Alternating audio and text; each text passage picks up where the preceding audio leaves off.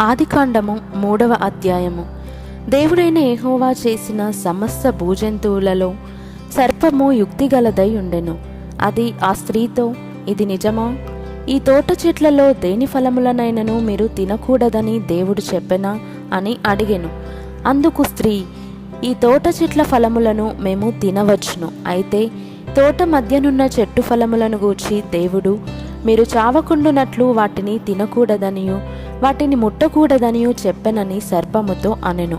అందుకు సర్పము, మీరు చావనే చావరు. ఏలయనగా మీరు వాటిని తినుదినమున మీ కన్నులు తెరవబడుననియు మీరు మంచి చెడ్డలను ఎరిగిన వారై దేవతల వలె ఉందురనియు దేవునికి తెలియనని స్త్రీతో చెప్పగా, స్త్రీ ఆ వృక్షము ఆహారమునకు మంచిదియు కన్నులకు అందమైనదియు వివేకమిచ్చు రమ్యమైనదియునై ఉండుట చూచినప్పుడు ఆమె దాని ఫలములలో కొన్ని తీసుకొని తిని తనతో పాటు తన భర్తకును ఇచ్చెను.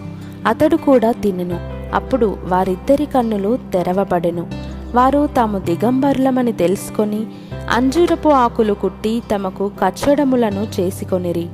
చల్లపూటను ఆదామును అతని భార్యయు తోటలో సంచరించుచున్న దేవుడైన యెహోవా స్వరమును విని, దేవుడైన యెహోవా ఎదుటికి రాకుండా తోట చెట్ల మధ్యను దాగుకొనగా, దేవుడైన యెహోవా ఆదామును పిలిచి, నీవు ఎక్కడ ఉన్నావనెను.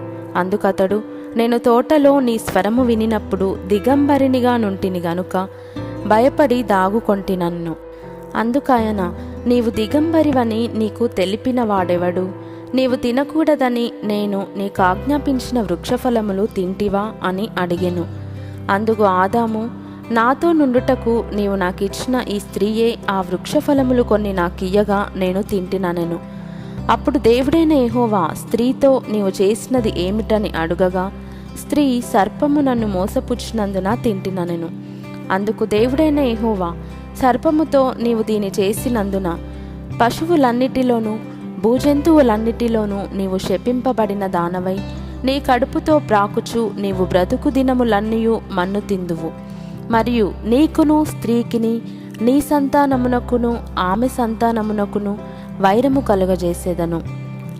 అది నిన్ను తల మీద కొట్టును, నీవు దానిని మడిమి మీద కొట్టుదువని చెప్పెను. ఆయన స్త్రీతో, నీ ప్రయాసమును నీ గర్భవేదనను నేను మిక్కిలి హెచ్చించెదను. వేదనతో పిల్లలను కందువు. నీ భర్త ఎడల నీకు వాంఛ కలుగును, అతడు నిన్ను ఏలునని చెప్పెను.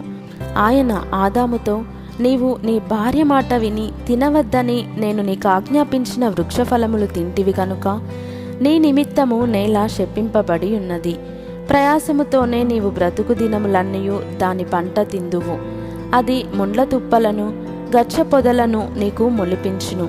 పొలములోని పంట తిందువు. నీవు నేలకు తిరిగి చేరు వరకు నీ ముఖపు చెమట కార్చి ఆహారము తిందువు. ఏలయనగా నేల నుండి నీవు తీయబడితివి, నీవు మన్నే గనుక తిరిగి మన్నైపోదువని చెప్పెను. ఆదాము తన భార్యకు హవ్వ అని పేరు పెట్టెను. ఏలయనగా ఆమె జీవము గల ప్రతి వానికిని తల్లి.